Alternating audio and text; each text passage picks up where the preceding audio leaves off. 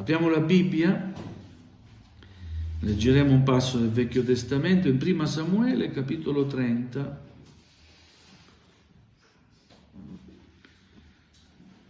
Primo Samuele, capitolo 30, leggeremo dal primo verso fino al verso 20.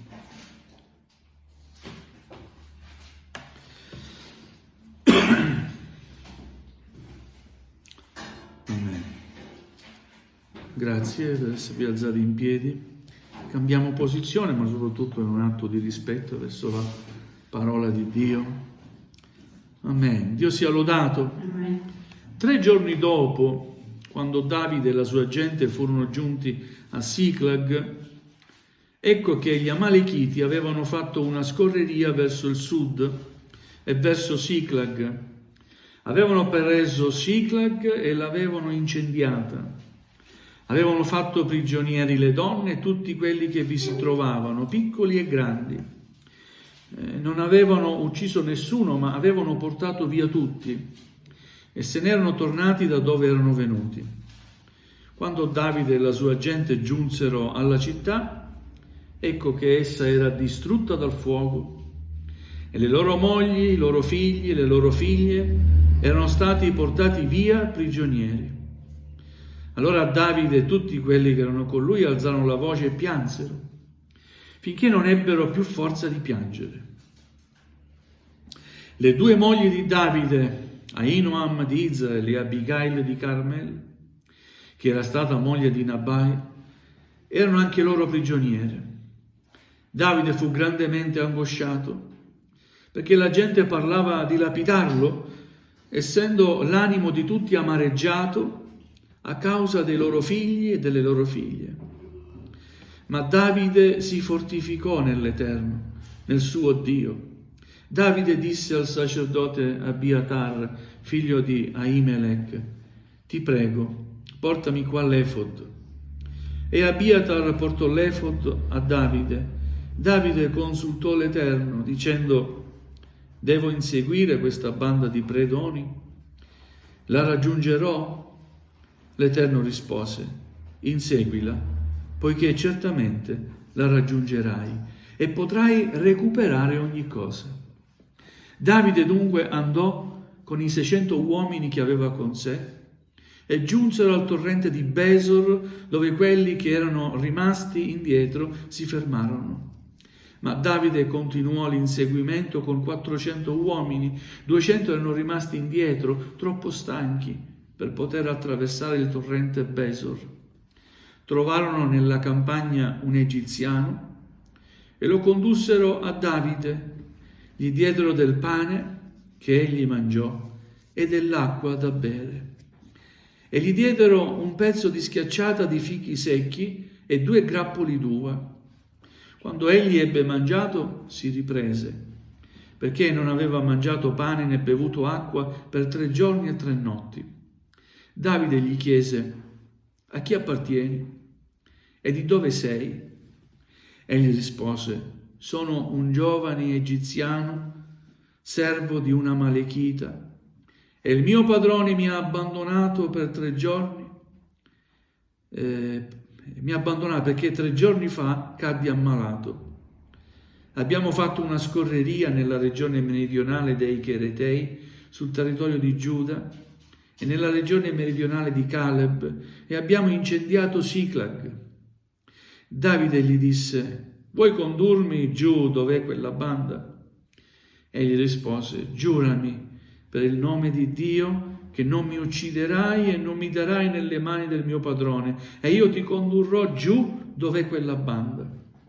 Quando egli l'ebbe condotto là, ecco che gli Amalechiti erano sparsi dappertutto per la campagna, mangiando, bevendo e facendo festa a motivo del gran bottino che avevano portato via dal paese dei Filistei e dal paese di Giuda.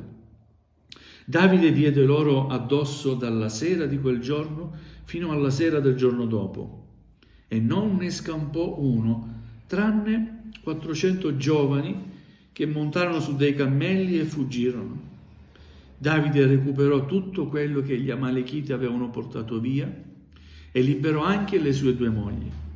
E non mancò nessuno, né dei piccoli, né dei grandi, né dei figli, né delle figlie, e nulla del bottino, né nessun'altra cosa che gli Amalechiti avessero preso. Davide ricondusse via tutto. Davide riprese anche tutte le greggi e tutte le mandrie e quelli che conducevano questo bestiame e camminavano alla sua testa dicevano: questo è il bottino di Davide. Amen. Amen. Fin qui la lettura della parola del Signore, che ci descrive questa sera un episodio accaduto durante la vita di Davide, quando ancora non era re proprio di Gerusalemme, di Israele, ed era fuggiasco nel deserto. Aveva come rifugio una città chiamata Siclag, e in quella città aveva fatto la sua residenza, no? Dove lui e la sua gente, chiunque lo avesse seguito, chiunque lo riconosceva come leader unto di Dio, poteva stare, potevano vivere, tra virgolette. Gloria al Signore. Ci fu un momento che Davide fu assente da Siclag, non era presente insieme ai suoi uomini, e furono lasciate le donne, i bambini, e ci fu un duro attacco da parte degli Amalechiti, che presero Siclag, come abbiamo letto, li incendiarono, diedero a fuoco tutte le abitazioni e portarono via tutte le donne e i bambini. Alleluia. Diciamo che da un punto di vista spirituale il nemico sa approfittare delle nostre debolezze.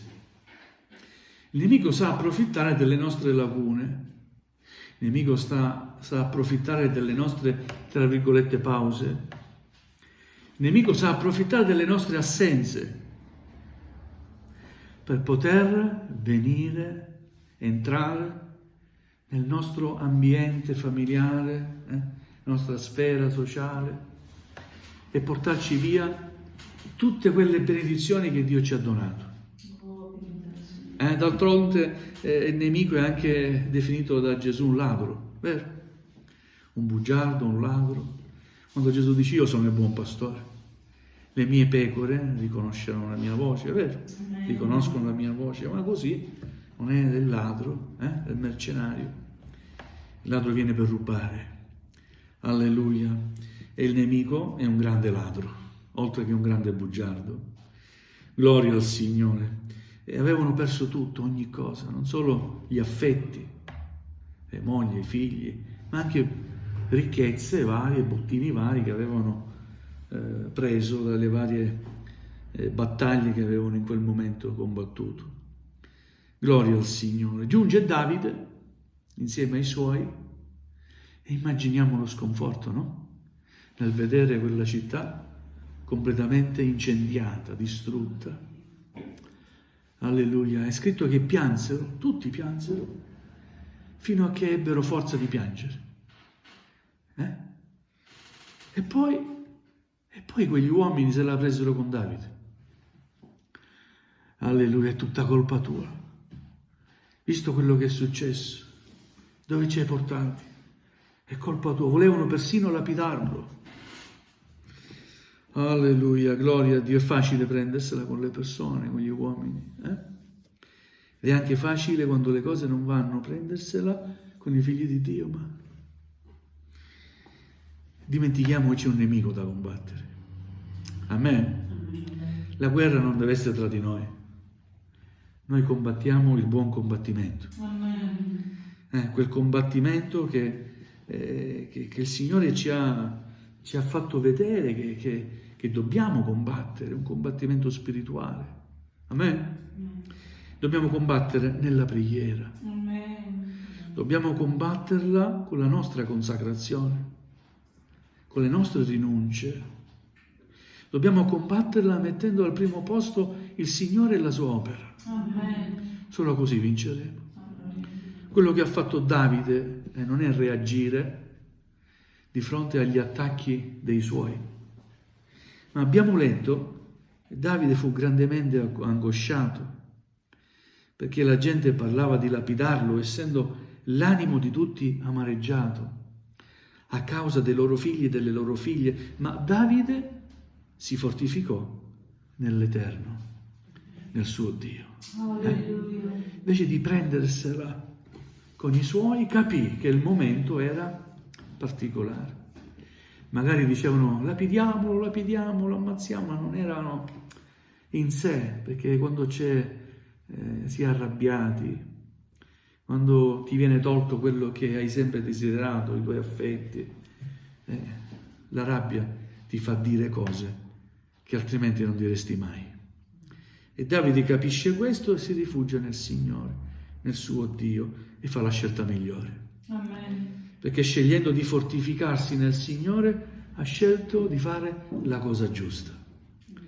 Alleluia. Quello che dobbiamo fare noi di fronte alle battaglie spirituali che sono davanti a noi. È quello che deve fare la Chiesa di fronte a un combattimento spirituale. Deve rivolgersi al Signore, deve fortificarsi nel Signore, perché tutto dipende da Lui. Alleluia. Davide chiamò il sacerdote Abiatar, dicendogli: ti prego, portami qua l'efod, era l'abito sacerdotale, no? Perché prima di consultare il Signore è buono avere un abito sacerdotale, non è un abito esteriore. Bisogna essere predisposti, consacrati, consapevoli di essere indegni, di essere alla sua presenza, e consapevoli che solo per la sua misericordia che possiamo chiedere le cose a Dio Padre l'Onnipotente. Amen? Quindi ci vuole un'attitudine, non tanto un abito esteriore, ma un'attitudine interiore. Alleluia. E Abiatar portò l'efod a Davide. Davide consultò l'Eterno, lo pregò, parlando con lui, dicendogli: Signore, che devo fare? Devo inseguire questa banda che ha fatto tutto questo? Dimmi tu, la raggiungerò? E l'Eterno rispose: Amen.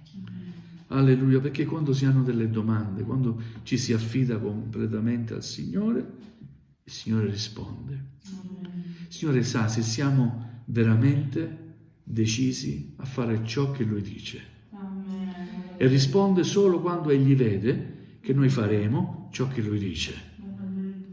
Alleluia. L'Eterno rispose dicendogli: sì, inseguila, perché certamente la raggiungerai e potrai recuperare ogni cosa. Dio ci dia grazia di recuperare ogni cosa. Amen. Ciò che ci è stato tolto, ciò che ci è stato rubato, le benedizioni di Dio che il nemico ci ha tolto e rubato, possiamo riaverle, perché tutto è possibile a Dio. Amen. Alleluia. Davide andò, aveva 600 uomini. Poi abbiamo letto che, dovendo attraversare un torrente, probabilmente era difficile da attraversare, 200 uomini si stancarono. E Davide disse: aspettate qui, noi andiamo avanti con altri 400 uomini. Perché quando si è decisi, quando si è determinati, quando si è sicuri che il Signore è con te, e non importa il numero. Amen. Amen. Alleluia. Noi dobbiamo essere determinati. Siamo sicuri che il Signore è con noi. Alleluia. Non importa il numero. Andare avanti a combattere, a cercare quelle cose che gli erano state tolte. Gloria a Dio. E per strada incontrarono questo egiziano. E questa storia, inserita nella storia, è un bel racconto della misericordia di Dio verso l'uomo. Per caso incontrarono questo egiziano che era stato abbandonato dal suo padrone. Si era ammalato e da 3 giorni e da 3 notti non mangiava. Una volta che si era ammalato non poteva servire più ed era stato lasciato, abbandonato. Questo fa il diavolo. Sì, ti darà pure gioie, ti darà pure ricchezze, soddisfazioni, ma quando prenderà tutto dalla tua vita, non avrà più niente da prendere, ti lascerà. Questo fa il diavolo. Alleluia. Così non è il Signore. Il Signore ci ha trovati proprio nelle condizioni, spiritualmente parlando, e anche forse umanamente parlando, le condizioni che aveva questo egiziano. Eravamo soli, afflitti, ma il Signore si è fermato e ci ha dato da mangiare, ci ha soccorsi, vero? Gloria a Dio. Poteva Davide uccidere questo egiziano, una volta fatto parlare, giusto ha capito che apparteneva a quella banda di predoni, vero? Poteva ucciderlo, e invece non l'ha ucciso, l'ha preso con sé. Il Signore ci ha presi con sé, ci ha nutriti, gloria a Dio, e ci ha preso con sé. Gloria al Signore. Ora, bello quel dialogo che c'è fra Davide e questo egiziano, no? Dice: a chi appartieni? A chi appartieni? Alleluia. Da piccolo mi ricordo: ma tu sei, a chi appartieni? Io sono il figlio della sorella Maddalena. Ah, mi ricordo di te, no? È più forse un'usanza meridionale di giù. Ma a chi appartieni? Cioè, a che famiglia sei, no? A chi appartieni? Gloria a Dio. Sappiamo a chi apparteniamo oggi, vero? Amen. Abbiamo una famiglia materiale, fisica, umana, ma sappiamo a chi apparteniamo. Apparteniamo a Cristo Gesù. Amen. Perché apparteniamo a Lui? Perché Gesù ha versato il suo sangue per noi, e ci ha riscattati. Quindi a chi appartieni? Io appartengo a Cristo. Dice un cantico: e Cristo appartiene a me. Non per un anno, un mese, un dì, ma per l'eternità. Gloria a Dio. A chi appartieni? Prima appartenevo a quell'uomo. Da quel momento l'ha preso Davide, che è figura di Cristo. Alleluia, l'ha preso con sé. Dà delle rivelazioni, delle istruzioni, delle dritte, no? Dove poter trovare questa banda, e sono informazioni utili a Davide. Li raggiunge, gloria a Dio. Erano sparsi, stavano festeggiando, ma Davide con quei 400 uomini dà loro addosso dalla mattina alla sera, fino al giorno dopo, senza stancarsi, perché quando si combatte per il Signore non ci si stanca mai. È vero? Gloria a Dio. Il Signore sa darci forze, e Dio solo sa quanto abbiamo bisogno della sua forza per servirlo, per combattere il buon combattimento della fede. Alleluia, gloria al Signore. E non ne scampò neanche uno, vedete? Tranne 400 giovani che fuggirono, montarono su dei cammelli e scapparono. Alleluia. Gli Amalechiti avevano preso tutto, ma Davide e i suoi riuscirono a riprendersi tutto quello che avevano. Alleluia. Davide ricondusse via tutto, riprese tutte le greggi, tutte le mandrie, le mogli, i figli, tutto. E tutti dicevano: questo è il bottino di Davide. Se vi ricordate, prima di tutto, prima della storia, volevano lapidarlo, no? Adesso questo è il bottino di Davide, il nostro leader. Le persone cambiano. È facile cambiare opinione. Gloria a Dio, noi non vogliamo mai cambiare opinione. Vogliamo sempre avere la stessa opinione dei servi di Dio, amen, della Chiesa, dell'opera del Signore e dei fratelli che si sforzano di servire il Signore. Alleluia. Dio ci dia grazia di imparare da questa storia, interiorizziamola, facciamola nostra. Alleluia, perché se dobbiamo combattere, sappiamo che la vittoria è nostra nel nome del Signore. Ricordiamoci che come Davide ha avuto misericordia di questo egiziano, e noi siamo frutto della misericordia di Cristo. Eravamo anche noi egiziani, cioè peccatori dell'Egitto, no? che rappresenta il peccato, siamo stati lasciati, abbandonati, dopo che il nemico ci aveva illuso con tante cose che potevamo ottenere nella vita, e poi alla fine il nemico è così, prende, e poi quando non c'è più nulla da prendere, ti lascia, ti abbandona. Ma così non è il Signore. Dio non ci abbandonerà mai. Anche quando non avremo più nulla da potergli dare, abbiamo sempre qualcosa da dare. La lode profonda del nostro cuore. Forse non potremo più essere in grado a fare un servizio nel corso degli anni, ma saremo sempre in grado nel nostro cuore, finché avremo un alito di vita, di dare gloria al suo nome, vero? Alleluia. E il Signore si accontenterà anche di questo. Alleluia. Vogliamo chinare il nostro capo. Alleluia.